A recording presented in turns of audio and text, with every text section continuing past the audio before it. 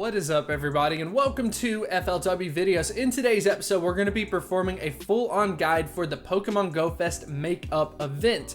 Throughout the event, there ended up being some issues across multiple regions. Some regions affected more heavily than others, where they were simply unplayable for multiple hours. And then on the US side, we did have an hour hiccup throughout one of the habitats, but regardless of that, Niantic said, you know what, let's just go ahead and do a makeup event. It's going to be for 3 hours in total, so it's going to act a little bit more like a community day than what it did throughout GoFest. We're going to be talking about all of the habitat rotations and, of course, how you can take advantage of it throughout this entire event. If you do enjoy this episode and it is helpful, make sure to hit that like button and subscribe. But without further ado, let's go ahead and get into the video.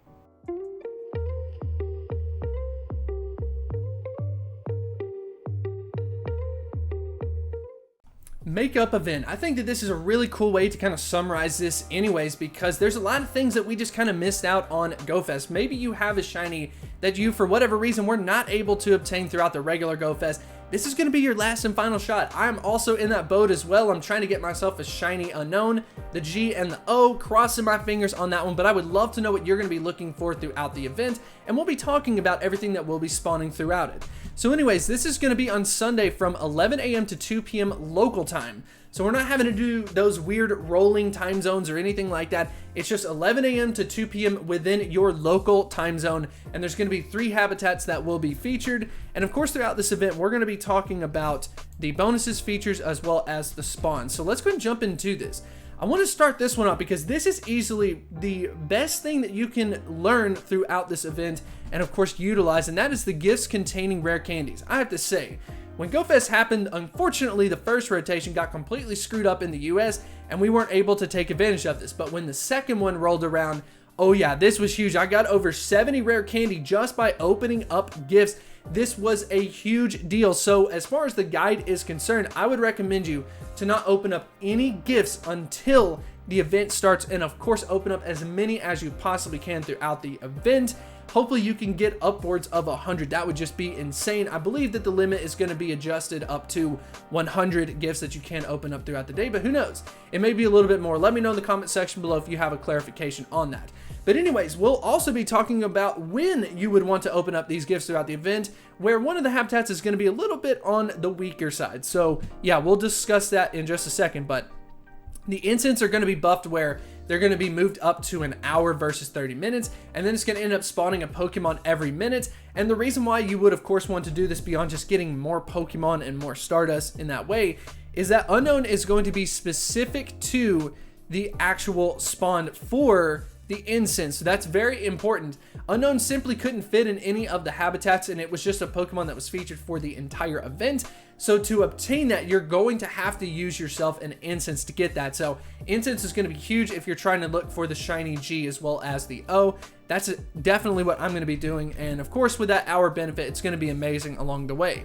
So let's go ahead and talk about the 3 different habitats that are going to be occurring. The first one being Fire. This is going to start at 11 a.m. for everybody in every time zone.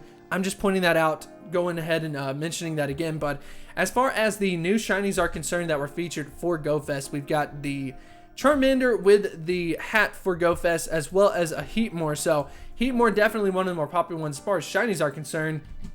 But for me personally, I'm just focusing on Pokemon like Darumaka. I got so much candy, and it was surprisingly very common on the spawns, especially on that incense for it, as well as Litwick. So definitely let me know what you'd be focusing on from the fire side, but I'm focusing on those from a candy perspective, and then of course maybe a Heatmore from the shiny side, because once again I don't have that one, so that'll be exciting.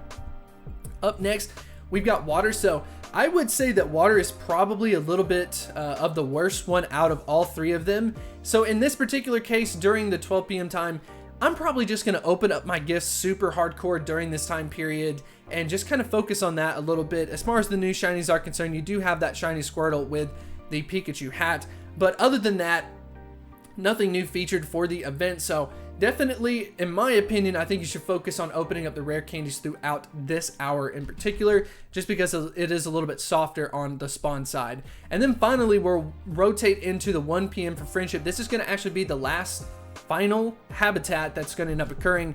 And I have to go ahead and point this out. Togetic ended up being extremely common throughout GoFest. And if you're interested in getting yourself a Togekiss for PvP, I would highly recommend you to maybe focus on this hour in this way, and then of course Pineapple as much as you can. But when you're taking a look around at it, it's not that it's necessarily bad, it's just not that great in my opinion. But maybe there are some Pokemon in here that you are excited about.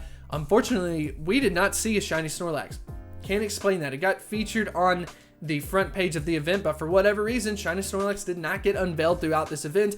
Maybe they're holding something separate for it in the future, but in this particular case, I would say that the fire is probably the one that I'm most excited about. But as far as a question of the day, I would love to know, which habitat are you most excited about?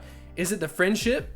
Is it going to be the water? Or is it going to be the fire? Definitely let me know in the comment section below. And just to reiterate, make sure that you focus on the gifts containing rare candy. You've got a huge shot at getting yourself a ton of rare candy.